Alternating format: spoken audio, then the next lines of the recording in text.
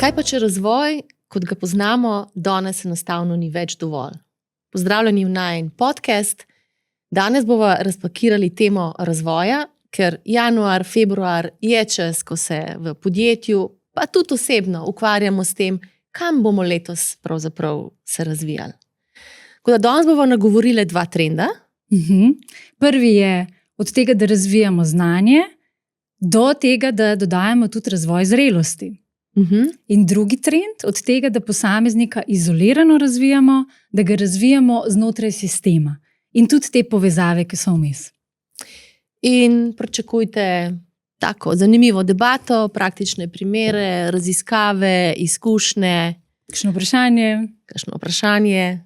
Tako da je ta čas zdaj, ko vidva, da v podjetjih se ukvarjajo s tem, kaj so letošnji cilji, kaj bomo letos razvijali, kam bomo pravzaprav šli, kako se bomo odzvali na situacije, ki so v tem trenutku aktualne. In ja, marsikdo se verjetno sprašuje, zakaj določeni pristopi, ki smo jih uporabljali in jih še zmeraj uporabljamo, ne prinesejo več tega rezultata, ki ga rabimo. Kako ti to vidiš, Katja? Ja, res je tako. Tudi jaz to vprašanje vedno pogosteje dobim. Zakaj kljub temu, da toliko enih aktivnosti imamo, toliko smo vlagali, toliko programov je tudi danes na voljo za usposabljanje vodij, zaposlenih tudi. Zakaj v bistvu ne vidimo toliko tega želenega učinka?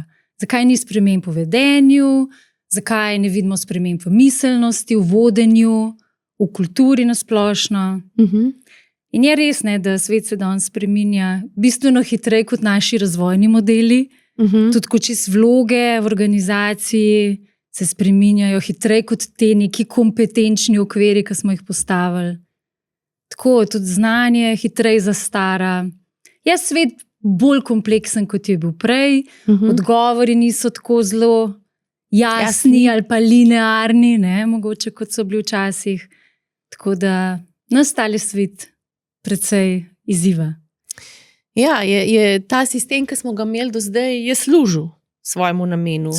Smo marsikakšno stvar res se naučili in skozi marsikakšno akademijo pridobili določene veščine. Ampak prav ta razmejitev, ki je bila danes tudi izpostavljena med horizontalnim in vertikalnim razvojem, to je v bistvu en takih ključnih poudarkov danes.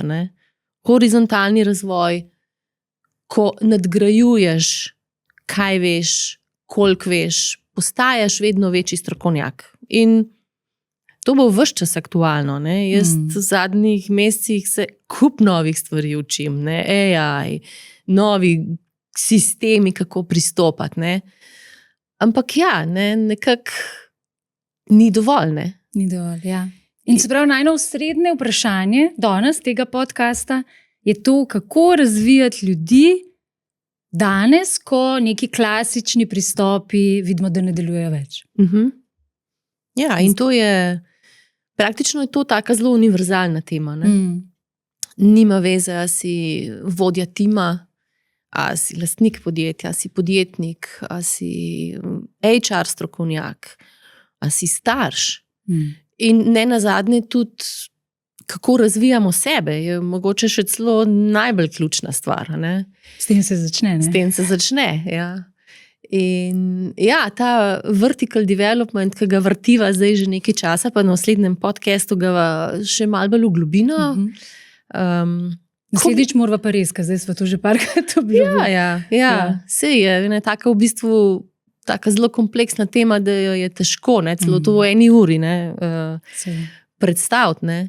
Ampak ko če bi probali tako čisto enostavno razložiti, ko zdaj sva obedve v tem področju že kar nekaj časa, kaj bi ti rekla, ko ti doživljaš, kaj je vertikalni razvoj?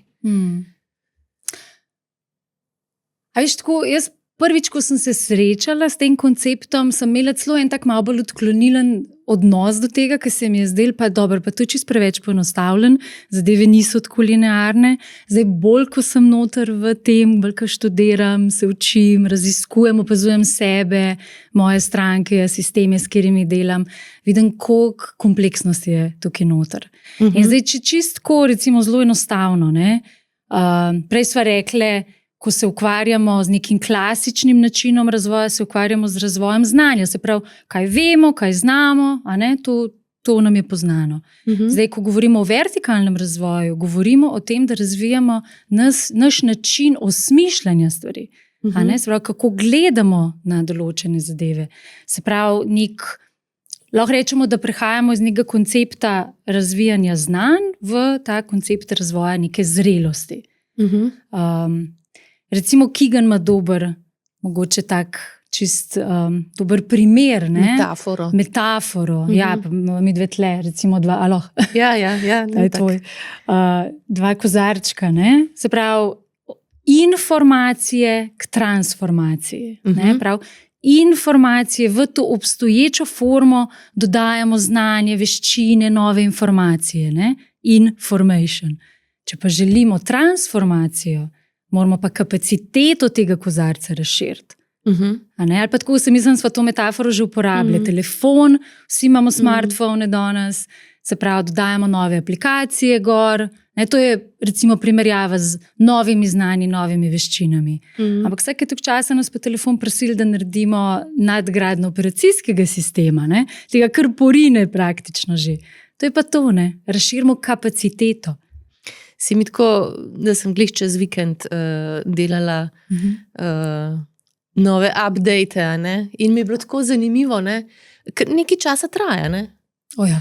Ko sem mislila, ok, kliknem zdaj ta update, ne, in bom lahko delala naprej, ker sem imela kar nekaj stvari za početi, in bila tako, ja, ne, zdaj pa 1 uro malo počaki, ne. In mi je bila tako prispodoba, ja, ne, tudi vertikalni razvoj vzame nekaj časa, ne. Ampak še ena stvar, ki si zdaj te kozarce uporablja, ne. Če recimo je to nek mindset, ki ga, ne, jaz imam, toliko je velik, ne. In je tudi zanimivo, ne, ko se vprašaš, kaj dejansko je mindset. Ne. To je v bistvu nek setting minda, neke nastavitve, na osnovi katerih jaz delujem, neke predpostavke, prepričanja. In zdaj, če ti ne hočeš nekaj novega naliti v ta kozarc, se zelo hitro lahko zgodi, da je kozarc hitro poln. Pomeni, čisto praktično, da recimo ti mene lahko pošleš na neko usposabljanje in se bojo tam govorili o zaupanju, o tem, da se predaš odgovornost. Moj mind, moje nastavitve so pa lahko take, da zaupati ne moreš, ne. Imam lahko izkušnjo tako v življenju, imam lahko nezavedno prepričanje o tem in ti lahko dolivaš katerekoli veščine, ne, se pač enostavno ne bojo not nalile, ne. Moram jaz najprej povečati kapaciteto. In tukaj ima Kegan še eno tako zanimivo prispodobo, ko reče, ne, da vertikalni razvoj je dejansko izkušnja, ko človek najprej gleda skozi očala, pa niti ne veš, da jih imaš gor. In ta očala so pač naše predpostavke, predvidevanja, izkušnje. In vertikalni razvoj pomeni, da v bistvu ti dobiš pogled na ta očala. Lahko gledaš na tisto, kar si prej gledal skozi. Torej, lahko gledaš na neko svoje prepričanje, ljudem ne moreš zaupati. In je to mogoče prvič en tako vid, ko rečeš, ne, zato ker jaz imam to predpostavko, imam težave z delegiranjem, z opolnomočenjem zaposlenih. In tukaj se mi zdi, da je ta ključen res shift, da včasih stvari niso toliko enostavne, da lahko samo nekoga pošleš na trening, ampak mu moraš pomagati, da spremeni način, kako gleda sploh stvari. Veš, kaj sem se zdaj spomnila, ne? Tako doživim velikrat, da organizacije pridejo pa rečejo, mi bi rabili en trening dajanja povratnih informacij. Tako, feedback. Zelo taka pogosta tema, ne? Prežvečena že precej. In potem se začnemo malo pogovarjati, skupaj raziskujemo in ugotovimo, da v bistvu so imeli že kar nekaj treningov feedbacka, kar nekaj orodij, tudi že modelov poznajo. Da ni v bistvu izziv v tem, da oni ne bi znali feedbacka dati, ampak da je vertikalni izziv, kako feedback doživljajo. In spomnila si mi vmes še na eno situacijo, enega vodjo sem imela v coaching procesu, ki je ravno to temo odprl. Meni je feedback toliko težko dati, sploh ta kritičen feedback. A ne? Pa tudi takrat, ko ga dam, ne vidim, da bi se moji v ekipi kaj dosti odzivali na to, skratka ni nekih želenih učinkov tega feedbacka. In se malo pogovarjava, a ne? In na vprašanje, kako pa on feedback doživlja takrat, ko ga sam dobi, on tako pravi, ja, v bistvu zelo tako kot kritiko. Ni mi fajn. Ne? Tako, me kar malo stisne in v bistvu tako, kot en tak občutek, da nisem okej. Da nisem dosti dober. In pa je prišel do tega uvida, vertikalnega uvida v bistvu, da tako kot on feedback sam doživlja, tako ga tudi daje drugim. Tako zelo kot kritiko, zaprto, tudi zelo tako tehnično ga je vedno dajal, a ne kot popravljam tistega drugega človeka. Ne? Mu moram razložiti, kaj je zdaj prav. In pa je logičen, da se ne prime. In se ni verjel, ne? Le zakaj. Ja. No, in ko je prišel do tega spoznanja, pa je bil tako moj kar tak pomemben uvid, ne? Ja, pa res, lej. No, pol se je pa tudi pogumil, da je začel s takimi mini eksperimentki. Ne? In nekaj časa trajalo, ni bilo to tako, ne? Ena ura upgrade, pa je kar šla zadeva. Mal pa pomal, ne, se je začel tudi sam odpirati za feedback, pa ga je začel malo bolj sprejemati kot nekaj, kar njemu in njegovi ekipi pomaga, da so vedno bolj učinkoviti. Ne, da je tu neka kritika zdaj, sploh ne njega osebno, ampak pač le, dajmo se bomo izboljšali, bomo videli, kje se še lahko nadgradimo. In tudi tako, začel se je malo bolj odpirati, malo bolj počutiti. Zmogel je tudi iti do kakšnih ljudi, pa jih tako proaktivno vprašati za feedback. Tudi tako izven unga njegovega uzkega kroga ekspertov. Se spomnim kaj čarov, ki je šel recimo po feedback. Tako da čas malo pa pomal, ne? In pa seveda na koncu je tudi videl recimo pa znal poročati o nekih konkretnih premikih pa spremembah, kako se je on sam počutil, ko je dajal feedback, pa tudi kako so se v končni fazi njegovi sodelavci začeli odzivati. In so bili tudi vedenski želeni. Ne, premiki in spremembe, ki jih je želel. Tako da to je en tak primer, se mi zdi, ki ponazori nek tak bolj vertikalni shift in govori tudi o tem, da dejansko tako, kot ti doživljaš eno stvar, tako kot je on doživljal feedback, koliko je bil odprt do njega, kako ga je proaktivno iskal, to je vplivalo na to tudi, kako ga je dejal. Skozi ista očala je gledal, šele ko je on očala, malo zamenil, to lečo, skozi katero je gledal, so se stvari začele kar čudežno spremenjati. Ja, super primer, ker lahko vidiš pri feedbacku, ki sva rekla, da gremo od znanja, torej jaz lahko vem, kako dati feedback, kaj reči, ko sem ga dobila, kaj smiselno reči. Lahko pa vidiš tudi to razvojno, zrelostno vertikalo, ko manj zreli ljudje, bolj šibkim egom, dobi feedback, edina stvar, ki se zgodi, je, da se počuti napadenega in bo napadel nazaj, ali se bo pa umaknil. Bo pač se umaknil en svoj kot, ampak feedbacka nikoli ne bo vzel. Do tega, da recimo so ljudje, sej sprejemam feedback, ampak samo, če pride od pravih ljudi, pa od njih, ki jih jaz cenim, bolj ta, moče pač od ekspertov, ki jim zaupam. Do tega, da pa moče pač v nekih bolj zrelih mindsetih, iščeš feedback. Ne sam feedback iščeš, ker želiš videti, kje imaš sam slepe pege. Feedback iščeš, ker v bistvu ne doživljaš velike razlike, ali dobim pohvalo, ali dobim feedback. Oboje je koristen, oboje rabiš za to, da se razvijaš. In so ti moče pač premiki, ko začneš dejansko gledati, kaj znotraj tebe je ovira. To se mi zdi, da je, da v nekem takmu razvojnem procesu ljudem pomagamo, da vidijo, katere ovire so znotraj. Ne samo, ali jaz znam neko veščino pač uporabiti. In si velikokrat mislim, da so tudi posledice, če izzive, ki so bolj notranji, probaš rešiti zgolj z veščinami. Mi je zadnjič tako prišla ena taka misel, ne, da je to približno tako, kot če bi se pač lotil jesti juho z vilco. Pač lahko si zelo natančen, lahko ful časa uporabiš, lahko pač veliko energije gre v to, ampak premaknil se ne bo veliko, najedel se ne boš. Ne.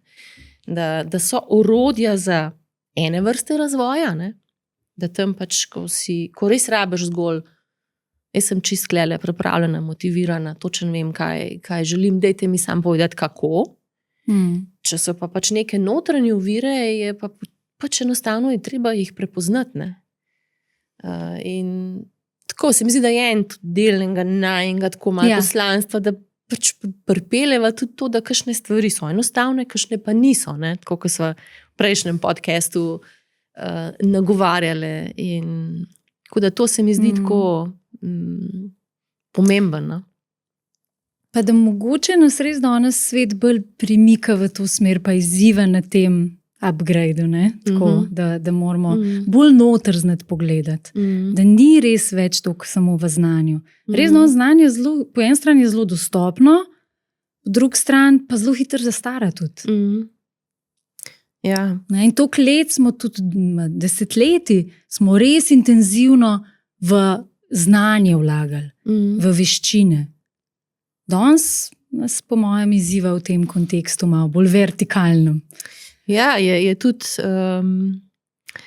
moče še širši, ne? Kako bomo sploh nek sistem izobraževanja, ki dejansko dela bolj na znanju, ne? V naslednjih letih pripeljali do tega, da bo tudi razvojen. Ne? Ja. Ker če dam moče tudi iz tega biznis sveta in primer, ne imam vodja 2 leti na strateški poziciji, perspektiven, fajn človek, za sabo ima MBA, ne. Pač on je res šel skozi nek tak klasičen drill, skozi ga grejo menedžeri danes, ne. Ma znanja ni, da ni, ne. Ampak ja, je še zmeraj ključen bottleneck, ne, ozko grlo v svoji firmi, ne.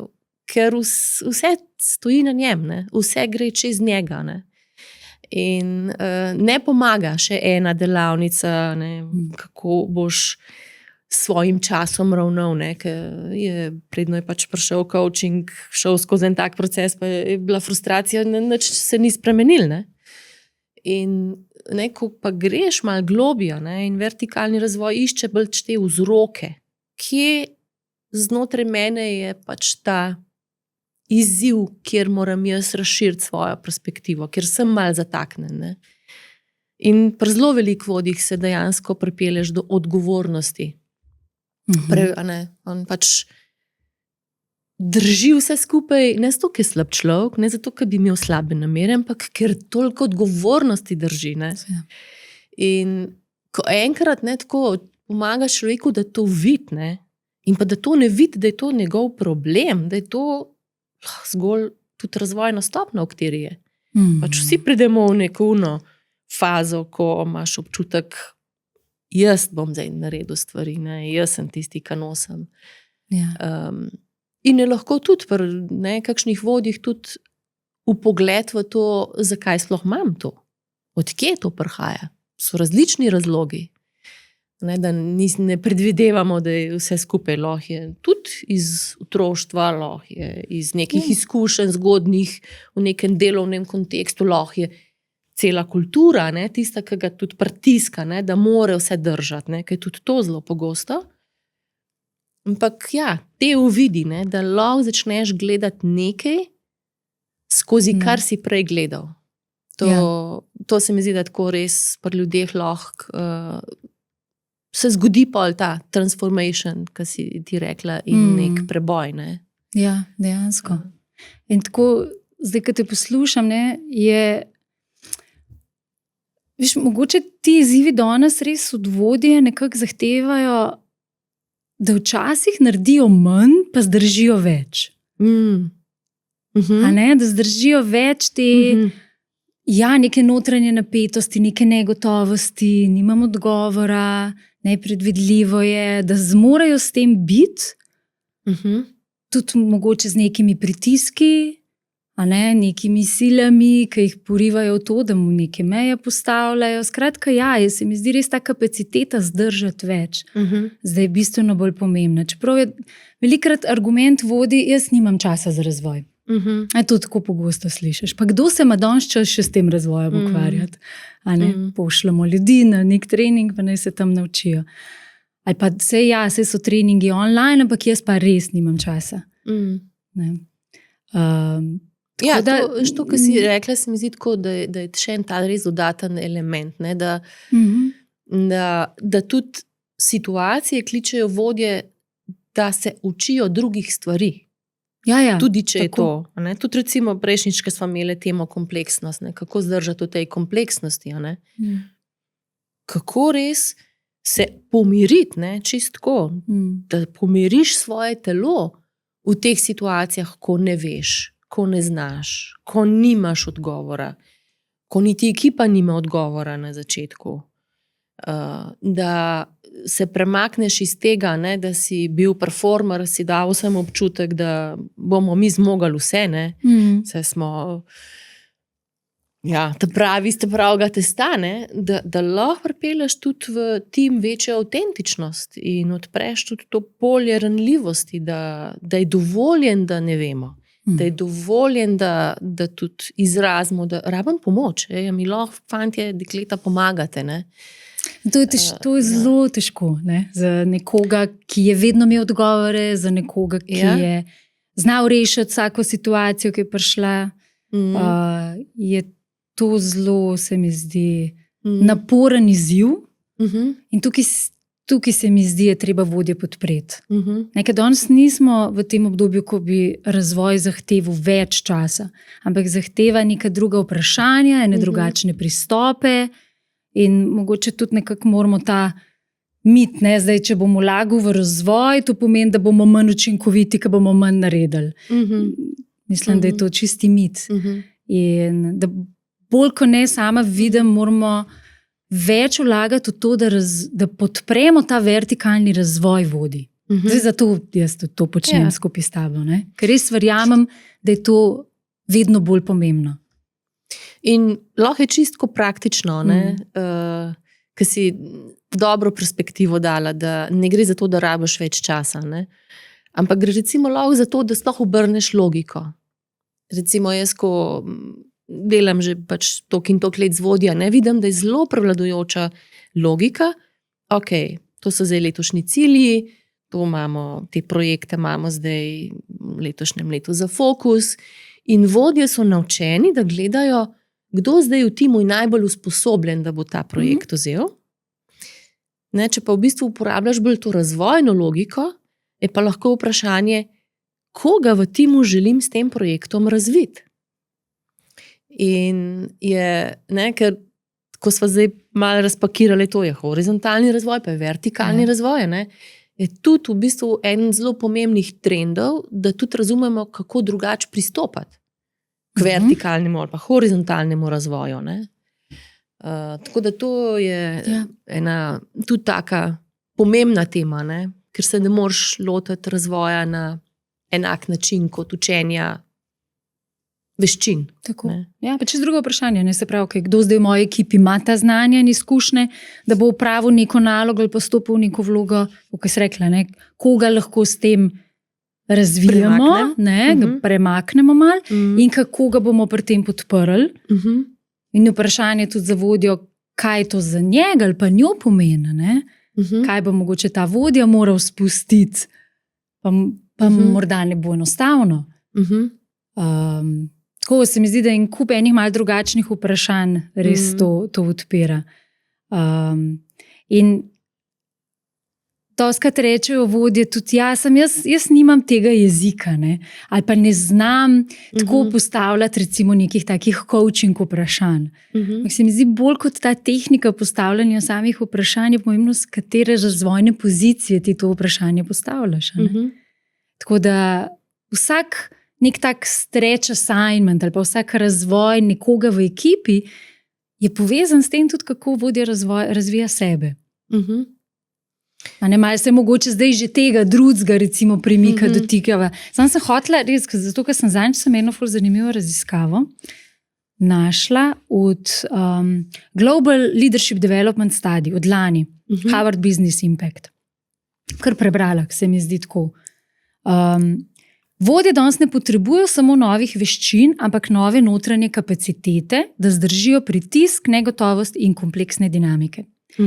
Delali so raziskavo, mislim, da so več kot 1100 vodij, tako voditeljev, liderjev, pa L&D strokovnjakov, se pravi, tisti, ki so na področju leadership developmenta, iz 14 različnih držav. No, in 70% njih pravi, da so kapacitete, tako kot so recimo delovanje v negotovosti, prilagodljivo, širši pogled, zmožnost refleksije, regulacije sebe, da so zelo ali pa izjemno pomembne za prihodne poslovne potrebe. Tako da to so čist druge, če greva iz modelov kompetenc, to je nov svet, zdaj malo ratov. Kako se reguliraš, kako si sproščen v negotovosti. Širši pogled. Zdaj so bile včasih kompetence, strateško delovanje, ampak zanimivo, tudi pravijo, to ni več toliko zelo, so res te kapacitete. Ta raziskava sicer ne uporablja tega vertikalnega jezika, kot ga midve, ampak tako se mi zdi, da zelo dobro opisuje te iste omejitve klasičnega pristopa. Zato mi je bilo všeč. Imajo pa tak močen fokus na AI integraciji, se pravi na temu digitalni transformaciji, recimo. Pravijo tudi to, organizacije želijo razvoj, ki ima konkreten vpliv na delo, ki se dogaja v realnih izzivih, se pravi neločeno od njih, neločeno od dela, je podprt z refleksijo in prenosom v prakso.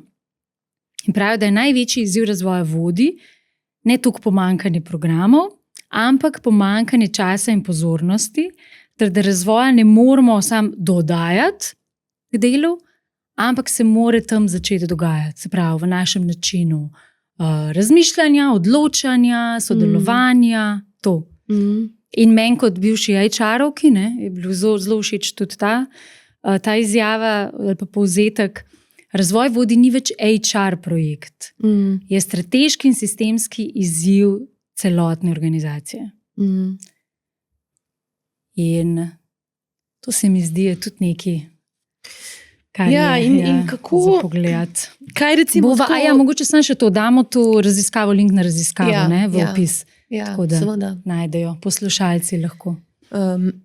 Ker tukaj sva zdaj pri tem vprašanju, kako pa se sploh lotiti drugače vertikalnega razvoja ali pa razvoja zrelosti, ker so drugačni pogoji, ki jih moraš vzpostaviti. Tako jaz vidim, da če želiš nekoga naučiti veščino, res rabiš korake, rabiš tak dost linearen proces. Najprej daš znanje, pa mu daš neko situacijo, da malo potrenira, pa naredi neko refleksijo, pa pač poskrbiš za to, da bo stvar speljal v prakso, ampak več ali manj so neki koraki, ki jih človek mora slediti. Da pri vertikalnem je bolj res vzpostavljanje teh pogojev, ki morajo skozi malo biti in moraš skozi z njimi znati, pa s klientom, ali s timom, ali z vodjem, ali z otrokom, ali komarkoli, malo s tem menedžerirati. In je eden od bistvu ključnih pogojev, da spraviš ljudi iz cone udobja. Da ljudi pripelješ v izziv, tudi to, o čemer ta raziskava govori. Da sicer teh izzivov danes ne manjka, ker jih pač res v podjetjih zelo veliko. In to se mi zdi, da je to ključno povabilo, da prineseš problem, ki ga človek itak ima, v razvojni proces. To se mi zdi tako, da je tak velik preskok. Kako ti to opažaš in se lotevaš, ko delaš z timi ali pa s posamezniki? Ti recimo razvojni izzivi, se mi zdi tako, to se še spomnim kot v moji kadrovski vlogi, Kako pomembno je bilo to zavedanje, da mi smo imeli nek tak koncept, recimo razvojnih pogovorov, tudi čist neke take strukture, smo vedno vodjem nekako svetovali, dajte po 70-20-10 logiki nekako zastavljati neke razvojne plane. Ne? 70% so dejansko izzivalne izkušnje. Se pravi, največja teža je ravno na tem. A ne? In včasih je treba res razmisliti, ni vsaka tudi neka, kar mogoče zame deluje izzivalna izkušnja, dejansko izzivalna izkušnja za tega drugega posameznika. Je treba se o tem pogovarjati, razumeti, upoštevati, kje zdaj človek je v tistem njegovem kontekstu, kaj se mu v življenju dogaja. Ni tudi vsak čas prav, za vstopati v neke res močne izzivalne izkušnje. Tako, če se mi na misel prišlo, recimo, če imaš nekoga, ki težko reče ne, se prilagaja skupini, ne upa prevzeti neke iniciative. V bistvu iščeš za njega izziv, kjer bo mogel neko stvar prijeti v roke, nek projekt, kjer bo soočen s tem, da bo mogel on postavljati neke pogoje, da bo mogel on voditi in imeti stvari v svojih rokah. Nekaj, tako se mi zdi, tako intuitivno, da naravno se človek nikoli ne bi tega izziva lotil, ker to je nekaj, kar reče, jaz v tem nisem dober. Jaz v tem nisem ok. Razvojna logika je pa ravno obratna.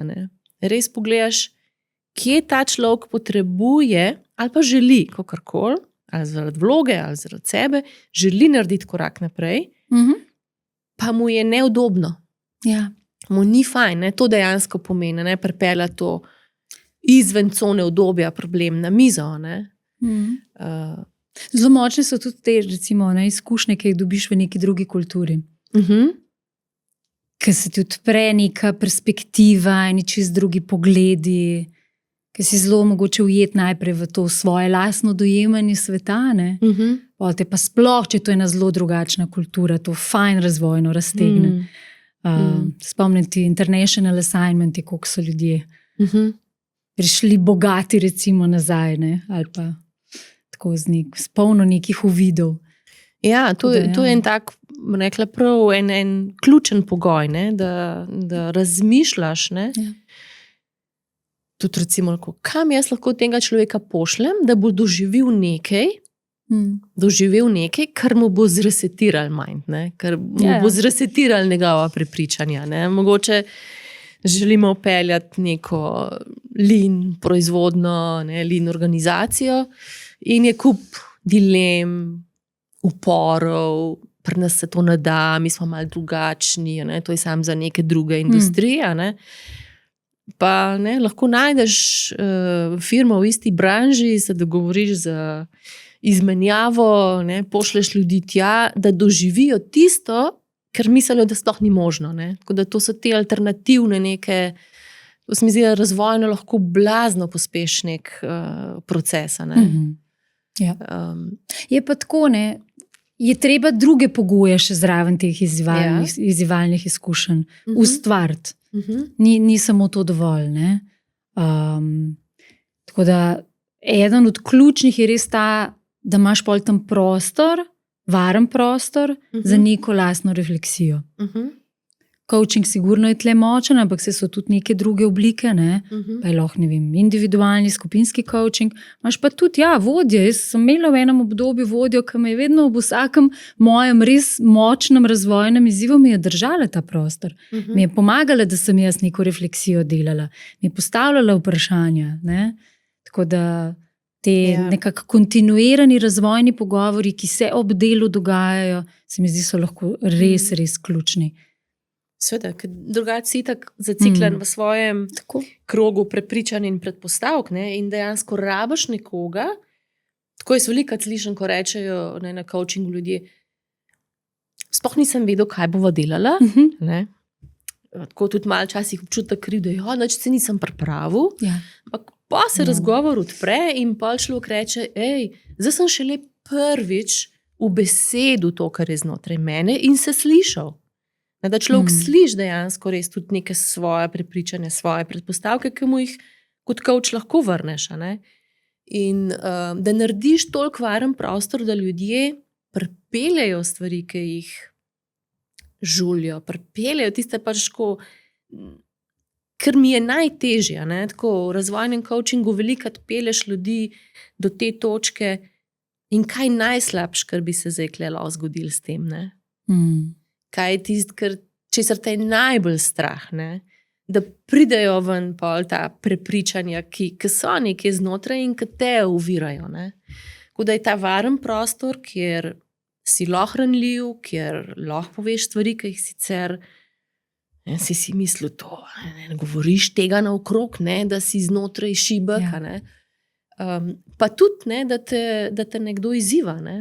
Da ti nekdo malo, a si slišal, kaj si zdaj povedal sploh? Kaj pa to pomeni? Kako pa bi se svet spremenil, če bi čez druge perspektive gledal na to isto situacijo? Coaching jaz vidim velikrat, in jaz tudi vprašam klienta, definitivno boš imel podporo, boš imel tudi izzivanje z moje strani. Koliko česa, kakšen modus ti ustreza. In večinoma pač srečujem ljudi, ki srečne in je fajn. Reče, ne, ti kar izzivaj, ti kar izzivaj, mi tudi včasih kar direkt povej. In to se mi tudi zdi, da je ena taka, da pri razvoju, dejansko ti kot človek, tudi če jaz sebe gledam, jaz ne vem, kaj je za mene naprej možno. Tako kot recimo, če si predstavljaš, da si bil v puberteti, nisi vedel, kako se zdaj počutiš, ko boš star 30, kako boš gledal na svet. In je fajn, da v bistvu sodeluješ z nekom, ki je moče v razvojnem smislu en korak naprej, da te malo vodi po tej poti, da malo razume, da mogoče tudi daj kakšno stvar enostavno razloži. Meni ljudje rečejo, jaz ne vem, kako naj se drugače lotim razvojnega pogovora, kot tako, kot ga vodim zdaj. In je včasih tudi čisto okej, če razložiš, lahko se ga lotiš tako, z tega je moče še kakšna tvoja ideja, da ima malo brainstormati, da človek dobi nek nabor drugih možnosti.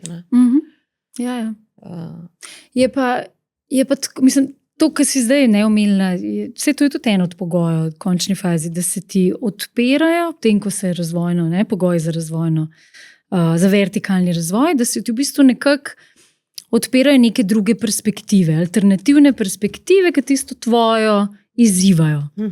In to je tudi nekaj, ki je treba te okoliščine vzpostaviti, ker drugače smo kar v enem svojem mehurčku skozi. In zavestno, če to narediš, dejansko, tudi recimo čist primer, kako smo z enim timom začeli malo te alternativne perspektive v enem timskem coaching procesu, je tako, da na rednih sestankih je bil nekdo, ki je time-out sklical vsake toliko časa in smo šli malo na balkon. Začetka sem bila recimo to jaz, pa so se pa že navadili, da so tudi sami. In smo, time-out je pomenil povabilo, gremo malo na balkon, iz te ene malo druge perspektive pogledati, malo dinamiko, a smo res zdaj vse alternativne perspektive slišali, a smo se vprašali, kar smo se morali vprašati, preden smo sprejeli neko odločitev. Ful močno vprašanje, enkrat se spomnim, je bilo za en tim. Kaj bi na to odločitev, ki jo zdaj želimo sprejeti, rekli naši pravnuki? Tako, čist jih je vrgel ven iz tistega dojemanja neke ta prve rešitve, po kateri so želeli poseči. Ali pa kaj bi neki drugi naši stakeholderji rekli. In ne rabiš zelo veliko, včasih si kdo misli, joj, pa to bo zdaj čisto predolgo trajalo, že tako imamo predolge sestanke. Ne rabiš. Gre za drugačno vprašanje, ampak v tem končni fazi so lahko bistveno bolj učinkoviti. Mislim, ta vprašanje sploh, to se mi zdi, da je vprašanje te generacije. Tako res. Da zelo živimo lagodno. Res nam je fajn. Ko pogledaš, kaj. Moja stara mama si tudi sanjati ni znala to, kar jaz danes živim. Ampak obenem so pa situacije, s katerimi se srečujemo lokalno, globalno, zelo, zelo zahtevne In se mi zdi, da je pomemben, da stopimo tudi iz te cone obdobja kolektivno tudi, ne? In se začnemo res spraševati, ne? Pa kako se bomo odzvali na te situacije, v firmi, v družini, v družbi, v politiki, pač kjerkoli, da bo tudi za naše pravnuke, tako kot si rekla. Ne? In ne tako, ko se mi zdi tako, pač ok, sem sam na tem vlaku, fajn je, ne? Kaj čem zdaj, da z te perspektive za naše pravnuke ne bo nekih zelo dobrih scenarijev. Ne? Tako da se mi zdi, da smo res na točki, ko nas življenje kliče k zavestnemu razvoju. Sej razvijali smo se zmeraj, pač, ampak prav tako, ki si rekla prej, ne, vodje velikrat reče, nimam časa. Ne. Pa tudi zdaj, ko midve pa snemava podcaste, ne, pa jaz slišam, ne, včeraj sem dobila en mail, ne, in je nekdo, sem poslušal, zdaj se mi je zdelo tako, nedeljo si je vzel čas, dopoldne, nedeljo si je vzel čas in naredil eno zelo kvalitetno refleksijo o sebi in si je zavestno za to vzel čas. Ne. Ja. In mislim, da smo v tem obdobju, ko je to najbolj racionalna in smiselna odločitev. Ne? Ja, vsekakor. Zdaj, da mal, prosti, pri teh pogojih. Ja, to sem že reči. Ja. Če gremo nazaj. Rekli sva, izven cone obdobja mora biti izziv, ki te res izziva. Perspektive alternativne. Ja. Varen prostor, oziroma tako za refleksijo prostor, ne? Kar je meni ključno, je to, da ljudem pomagaš normalizirati neprijetne feelinge, neprijetne čustva. Pač razvoj ne gre brez tega, da se vsak lahko pri sebi vidi. Če se postaviš iz cone obdobja, začutiš dvom, anksioznost, dilemo, frustracijo, strah. In to so čustva, ki spremljajo razvoj. In če jih ne čutiš, se ne moreš razvijati. Ja. Mi pa smo kot družba naravnani k temu, pa tudi kot posamezniku, čim prideš do teh feelingov, kaj še na aspirin, ne? Jaz malo nazaj. Ne? In to, kar pač jaz vidim, je ključna poanta v tem razvojnem pristopu, da ljudem pomagaš, prvič, da to normalizirajo, tudi, da res pomagaš, da se naučijo nekih strategij, kako lahko več tega, kot si prej v raziskavi rekla, nosijo več neprijetnega, nosijo več negotovega. So to lahko čist take dihanje, ustavce, da si sploh možnost učutiti. Tako, tudi mogoče dobiti uvid, v čem so ta čustva koristna. Je rekla ena gospa Zanči, v bistvu čutim, da stopam na eno novo področje zame.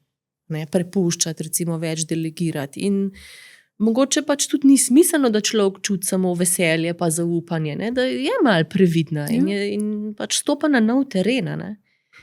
To se mi zdi, ta kontejner za neprijetna čustva, to se mi zdi, da je res ključna stvar. Ja. Pa da razumeš neko sporočilo, ki ga ta čustva imajo, ki ga nosijo zate. Ja. Se mi zdi tako, zdaj sem imela tudi eno, jeza. Tako se je ustrašila lastne jeze v bistvu. In pol je prišla do spoznanja, da je v bistvu ta jeza jo njo uči, da postavi neke zelo jasne meje v nekem odnosu. Tako da normalizacija nekih neprijetnih občutkov, to se meni to zdi ključno. Da ne bežimo od tega, ampak da zmoremo to občutiti, da si rečemo, v redu je, zdaj pač to tako je, gremo skozi to izkušnjo. Ja. Ja, to smo v prejšnjem podcastu, ki smo govorili o tem, ko človek stopa kompleksno, je naš naravni odziv, da ali nekaj takoj narediš, takoj akcija, ali pa zbežiš iz tistega. Ja. In ta sposobnost, da ostaneš, da predihaš, tako jaz velikokrat rečem, edina pot je skozi, ni pa to še en team building, kjer se imamo fajn, ne, je kar, ne, ljudje, ki resno delajo na razvoju, se srečujejo z neprijetnimi stanji in tako se mi zdi, da je vedno večja tudi odprtost za to, da je to pač del tega. Ja. To je to, ne, da več držiš, evo, tako kot tale kozarc. Ok, čakaj, zdaj da povzameva. Izkušnje, se pravi izzivalne izkušnje, rekli sva prostor za refleksijo, alternativne perspektive, normalizacija neprijetnih občutkov in jaz se spomnim, ko je tako, en moj mentor, ki me je spremljal, tako 3 leta sva v enem projektu skupaj delala in tako velikokrat je rekel, Marjana, mi se moramo premakniti od ozaveščanja k akciji. Od tega, da vemo, tega, da dejansko res spreminjaš nek način svojega delovanja. Ne? Ker tudi jaz, ne, tako v tistem obdobju, tako če pogledam nazaj, ne, je bilo na tako obdobje, ogromen sem vedela. Ne. Yeah. Sicer itak vedno pač so še stvari, ampak tako je pa bil razkorak med tem vem in tem, kaj delam. Tako kot smo imeli prej, čisto tudi praktično. Jaz vem, kako dati feedback, jaz vem, kako sprejeti feedback, ampak kako pa res dejansko reagiram, je pa druga stvar. In da pač je tudi v tem razvojnem procesu zelo, zelo pomemben, da res skrbno načrtuješ to eksperimentiranje. Da človekom skupaj načrtuješ, kaj je nek eksperiment, ki bo za njega glih na tisti meji, da bo poskusil nekaj novega, da to ne bo ga spravil v pretirano stresno situacijo, torej, da ne gre takoj na svetovno prvenstvo, pa nek najtežjemu sogovorniku, recimo, ne, ampak da izber nekoga, ki se počutiš ok, in tam potreniraj. Kako ljudje reagirajo, če rečeš jasno, ne, jaz tega ne bom, ne, jaz tega ne želim, ne, meni je to preveč. In to se mi zdi tako, da je zelo to načrtno vzpostavljanje teh eksperimentov ključno za to, da se zgodi ta shift. Te mini eksperimenti, ja. Je tako, kot on vodja, on je tudi, a ne, njemu je bil tak mini eksperiment, proaktivno zdaj za feedback to vprašati. In običajno, s čim pridejo pol nazaj? Ja, kaj vse je dobrega zvedel, ne? Ja, njemu je bilo tako, ampak res je mu bil to velik izziv. Sploh do tistih ljudi, no, tako, ki niso bili res v tistem njegovem mehurčku nekih strokovnjakov, ne? Vem, spomnim se to, do HR-ovke pa je vprašati, za feedback je bilo. Kar velik eksperiment že. To je meni tako najlepši del tega coachinga, tudi tako, ker ljudje imamo kup enih predpostavk in strahov, kaj se bo zdaj zgodilo, sploh s tistimi stvarmi, ki jih še ne. V razvoju, tako se mi tudi jaz skozi govorim ljudem, nismo še. Ja, ta še. Ampak, ja, in ko pridejo nazaj in rečejo, ne, v redu je bilo, nič, ne, prenesli so. Ben ni dol padel, ben ni bil jezen, ben ni bil nič, ne, tako, je dobro je šlo, ne. Da če skrbno in tak eksperiment načrtuješ, pač ljudje dobijo drugo izkušnjo realnosti in to je tisto, kar jih pol opogumlja, da malo zavihajo rokave in so bolj konkretni tudi pol pri teh naslednjih korakih. Ja. Mogoče zdaj čas, da greva k temu drugemu, ne, premiku. Ker v bistvu trendu, ja, ker tudi v končni fazi ti eksperimenti se morajo dogajati v delu, ne? Ja. To in tukaj imamo, se mi zdi, kar izziv, mogoče se premakniti od tega, da res ne pošiljamo ljudi na treninge, na akademije, ne, nekam. Saj nič ne rečem, tudi to je fajn, koristno, absolutno, ampak k temu moramo dodajati čim več tega razvoja na licu mesta. Ob delu samem, ne izolirano od dogajanja, od izzivov, ki so tam. In vidim tudi tako, velikokrat imajo res te nekako razvojne pogovore, 1 na 1, razvojni plani so narejeni, na nivoju posameznika, Oddelka. to je že, to če že imajo, je že super, a ne? Mhm. Tako, da imajo recimo nek tim, nek razvojni plan, to je že super. Za sistem, to zelo redko vidiš. Veliko je tudi tako, da če že so ti na nivoju nekega sistema ali pa tako, ne, cele organizacije, da to ponavadi nosi HR.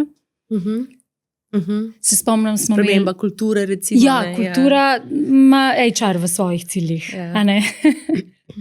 Smo imeli enkrat en timski coaching tudi za eno ekipo, pa so flipcharte po stenah obesili in potem je vsak svojo vlogo gor napisal in so drugi pisali, kaj si mislijo, da je pač, a ne, glaven namen te vloge, kaj naj bi ta vloga počela. Ne zdaj točno ta posameznik, ampak ta vloga.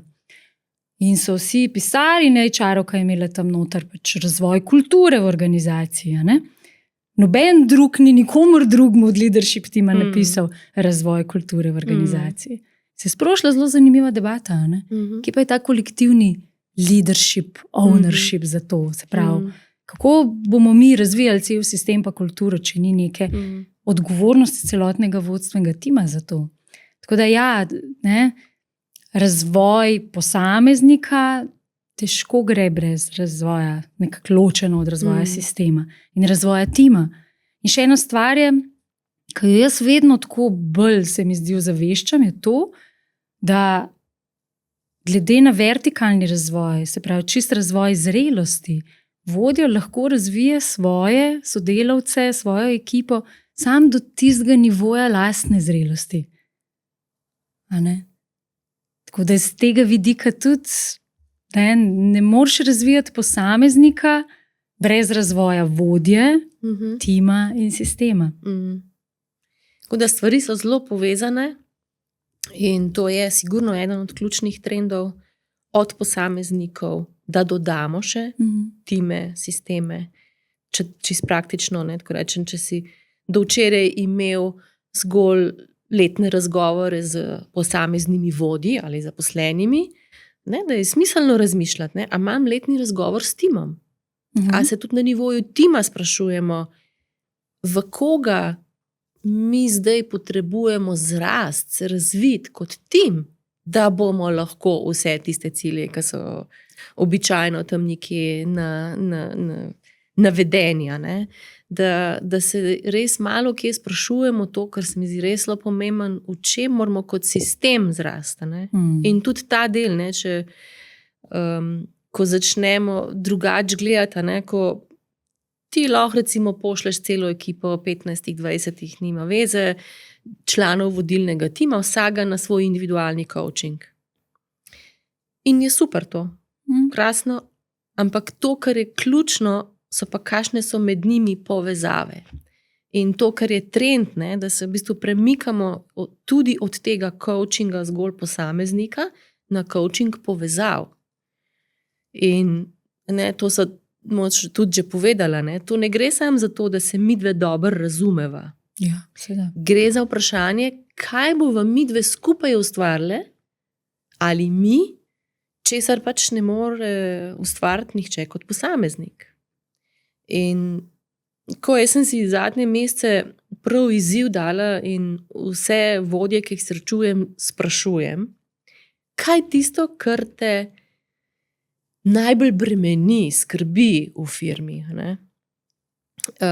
In v bistvu je en zelo, zelo pogostih pogovorov odgovorov ta, ne, da povejo, v bistvu me skrbi to, da čist premalo ljudi dejansko res razume, da smo v situaciji, ko bomo mogoče mogli jutri spremeniti proces, iskati nov produkt, iskati novo branžo, nove trge, sistem v proizvodnji, da premalo ljudi dejansko res razume, kakšna je situacija zunaj.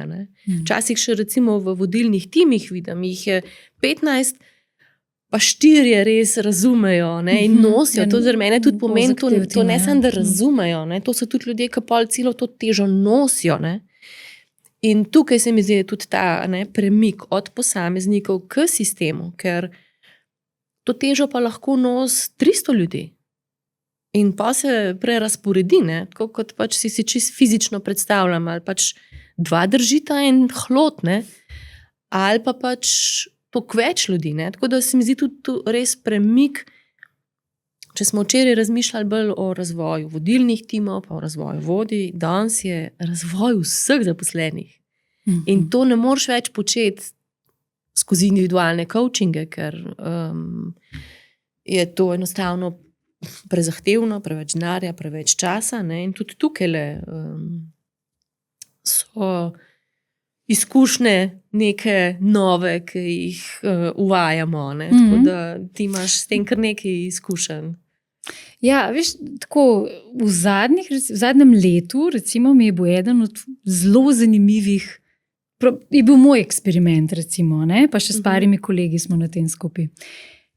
Združiti vertikalni pa horizontalni razvoj v kontekstu usposabljanja projektnih vodij iz 3 različnih držav. 100 jih je, tako res velika ekipa, vse delamo online, ampak je tako kombinacija nekih teh klasičnih delavnic, upskillinga, se pravi razvijamo znanja, veščine, učimo recimo nekih novih orodij, potem pa to skombiniran s skupinskim coachingom. Tako, kot si rekla, denarja tudi ni, da bi zdaj čisto vse poslali na individualni coaching. Ampak namen teh skupinskih coachingov je ravno to, da oni, v bistvu, ne vem, teme, ki smo jih imeli, recimo risk taking ali pa stakeholder management, komunikacija je bila tudi ena taka tema, tako različni vidiki, da oni potem tiste izzive, ki jih imajo na neke določene teme, da jih dejansko pripeljejo v prostor skupinskega coachinga. In tam konkretno grejo noter, v to refleksijo, kaj pa je res tisto, kar mene tukaj ovira, kaj pa jaz verjamem vezano na ta izziv. Tako pogledajo noter v svoje prepričanje in cela skupina jih nekako coacha, cela skupina drži ta prostor za rast in za razvoj. In ob tem, ko to zagotavljajo enemu posamezniku, ki takrat predstavlja recimo izziv, se dejansko cela skupina ob tem uči. Dobiva neke nove poglede, nove perspektive. In zelo zanimivo je, ko prihajajo z različnih funkcij, kakšni novi uvidi recimo teh alternativnih perspektiv se tam tudi dogajajo. Pa še en benefit dodaten je to, da recimo se v eni tako veliki, res kompleksni organizaciji začenjajo kar neki taki mostovi graditi med oddelki, med funkcijami, ki se sicer ne bi. Oni so tako kar mal taki development body, točno to. Tako partnerji za razvoj. In so se res močno povezali. To so ti mostovi, tisto lepilo, ki se v organizaciji začne počasi pol ustvarjati. Če začneš malo bolj tako sistemsko neke te razvojne akcije dizajnirati. Ja, tle se mi zdi tak res shift v paradigmi. Da včasih smo razmišljali, da ljudi pošaljamo na team building in pol ni da ni tam. Pač, ko jaz sem bila na team buildingih, ki rečeš, wow, kaj vse lahko ljudem omogočijo, da se imajo fajn. Da dejansko ta pravo lepilo se pa zgodi, ko gremo skozi zahtevne stvari.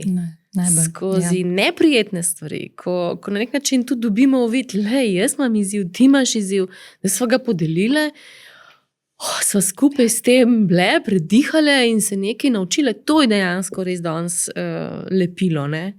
In tudi to, kar smo prej omenjali, da ko ti enkrat daš na mizo konkreten problem in cela skupina na tem problemu dela, ker je to skupen problem, to so v bistvu stvari, ki povezujejo na bistveno globjem nivoju. Pa že to tudi spoznanje, da nisem jaz sam s tem problemom, tudi ti ga imaš, kdo ga ima, že ta res normalizacija tega, kaj se meni dogaja, da ni to nič nenavadno. Tako da Ja, jaz tudi imam eno tako zanimivo izkušnjo z enim timom, ko smo se pa razvoja celotnega lotili drugače. Letnih razgovorov lotili drugače. Dejansko smo delali že lani, predvsej na tem izzivu VQ-ja, kolektivna inteligenca, kako zdaj držati sive prostore med oddelki, kako predvidevati, kaj se bo med oddelki zgodilo in že vnaprej iskati neke rešitve.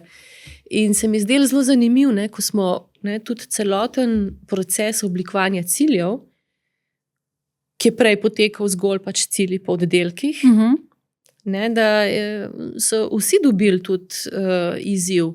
Kaj pa je tisti cilj, ki je nad cilji oddelka? Kaj je tisti, kar je cilj celotnega tima? Da na nek način tudi čisto praktično začneš gojiti to kolektivno zavedanje, da nosimo celoto. Ne? In jih ves čas tako sprašujemo, ne? Kdo v tej firmi skrbi za celoto? Ker če je to samo CEO in ta prvi vodja, imamo problema. Ne? In ne, to je en tak čist konkreten način, kako vodje, ki so sicer zelo upeti v operativo, ne, skozi koncept postavljanja ciljev, pripelješ do tega, da morajo razmišljati širše, morajo razmišljati bolj dolgoročno, morajo razmišljati bolj strateško, morajo razmišljati o povezavah. Ja. In seveda se nismo ustavili tukaj, ne, gre tudi za to, kako bom pa zdaj to s tem razmišljanjem opolnomočil ostale zaposlene. Ker ne, jaz vidim, ne, da velikokrat, ne, ko dva vodja v vodilnem timu dobro sodelujeta in je med njima tudi emocionalna povezava, se tudi spodaj ljudje lažje povezujejo, ne vem, med nabavo in med razvojem. Ne. Da če teh povezav ni, ne, je to malo težje, ne. Ampak moraš tudi dati en dosti jasno sporočilo ljudem, da tudi res od njih rabimo, da grejo čez meje oddelka. In kot si rekla, ne, vodje vedno postavljajo mejo zrelosti s svojo zrelosti, ne, da dejansko je, kako to zdaj v sistem noter spraviti, ne. Med vse zaposlene, da bo prišla malo ta logika kolektivne inteligence in kaj skupaj lahko ustvarimo, kar sami ne moramo zase. In ja, tudi smo prvič tako speljali letni razgovor s timom. Ne? In timski razvojni pogovor. Tako, to se mi zdi, da so take zanimive, fajn priložnosti. Ne?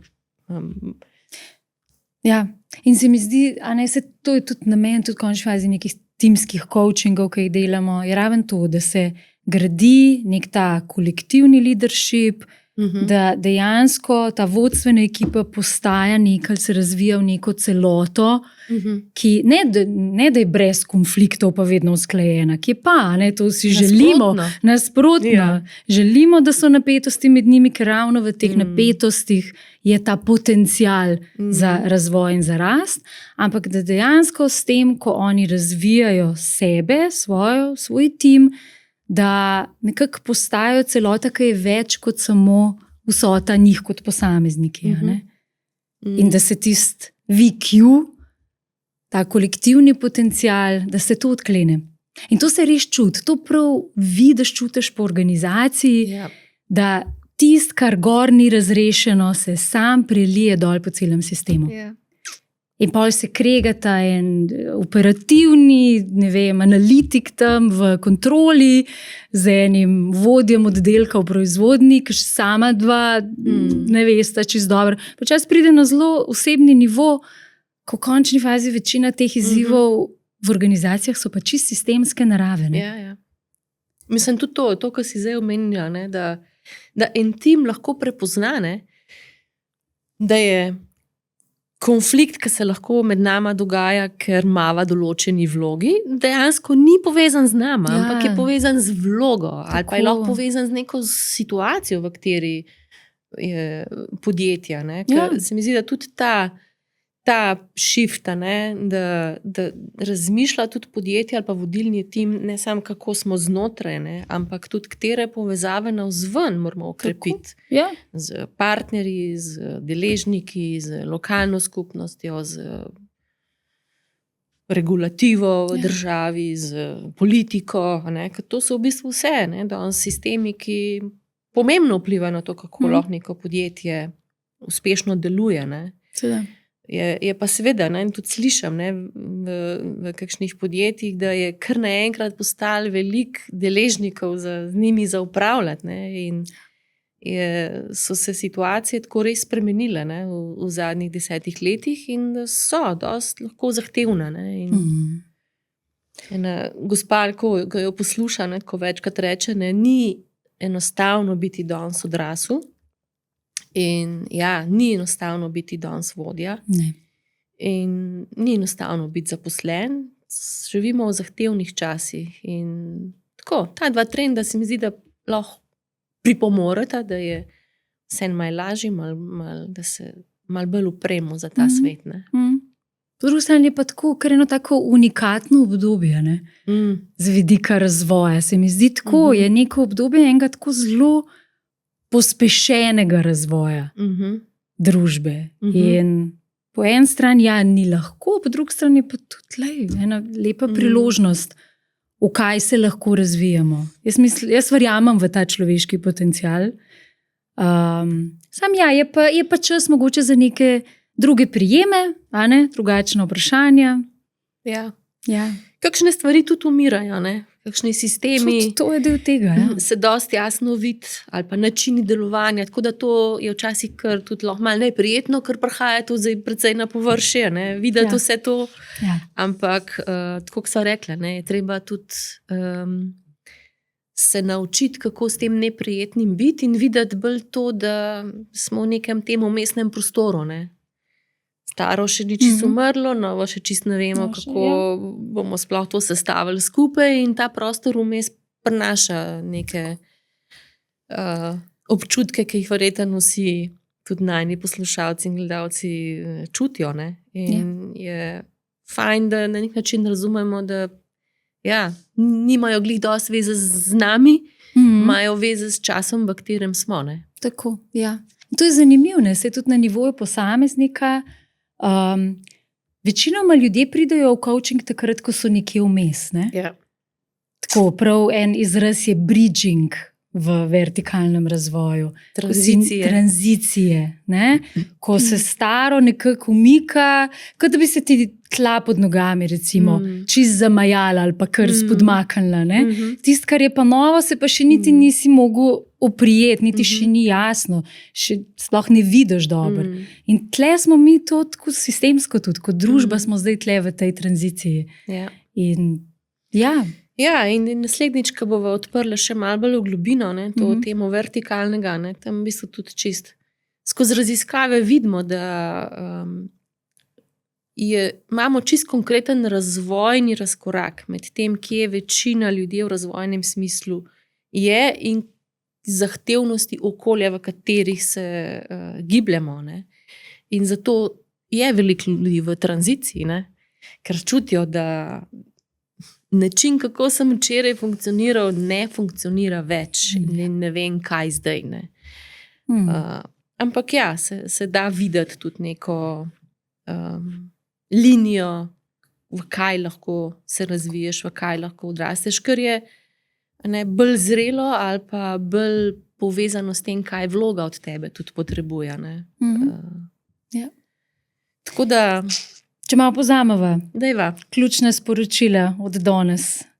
Se pravi, 2 glavna premika, 2 glavna nekak trenda od razvoja zrelosti oziroma od razvoja znanja, k temu, da razvijamo poleg znanja tudi zrelost.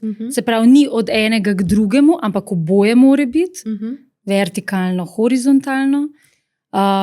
In od tega, da se razvoj ne dogaja več izolirano, ampak v sistemu. Da razvijamo ne zgolj posameznika, da razvijamo povezave. In da pripeljamo to zunanjo kompleksnost na mizo in se skozi izzive razvijamo in seveda tudi na ta način povezujemo. To se mi zdi tudi en tak lep message, ki je prišel skozi tale razgovor ven. In da držimo ta prostor, da ustvarjamo ta prostor za refleksijo, zato da te izzive sprocesiramo, predelamo, jih pogledamo z različnih perspektiv. Normaliziramo to, da ni vedno lahko, ne bo lahko. In eksperimentiramo. In res je tako, razvoj zaposlenih ni več HR projekt. To je sistemski izziv in tako se ga je treba lotevati.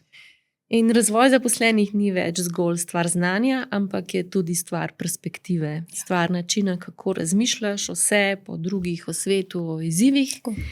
Ker ko se spremeni način razmišljanja, se začnejo odpirati nove priložnosti in nove poti. Ja. Pa seveda tudi novi problemi, nova vprašanja. Ja. Vsaka nova razvojna faza nove izzive odpre. Tako. Ponavadi tiste, ki jih je ta prejšnja generirala. Ja. Ja, okay. Dava eno zadnje vprašanje, recimo, za Dajva. najne poslušalce. Boš ti, če mi jaz? Ti daj, Bom jaz, ti si za evo. te vprašanja. A jaz sem za vprašanje. Ja, ti si za te vprašanja. Okay. Sem si ga kar napisala. Se pravi, v kolikšni meri razvoj v vaši organizaciji pomeni danes tudi že razvoj načina razmišljanja? Se pravi, ne samo razvoja znanja. Dajte tako od 1 do 10 oceniti, kakšno je res stanje trenutno v vaši organizaciji. 1 pomeni, da se osredotočate izključno na kompetence, znanja, veščine. 10 pa pomeni, poleg tega, da razvijamo kompetence, razvijamo tudi kapacitete, zrelost, perspektivo. Tako da to naj jo strašno zanima. Ne? Ja, in Je en mini assessment, recimo. bova seveda povabile, naročite se na najin kanal, podelite to epizodo tudi z drugimi, oglejte si še kakšne druge, ki smo jih tudi posnele.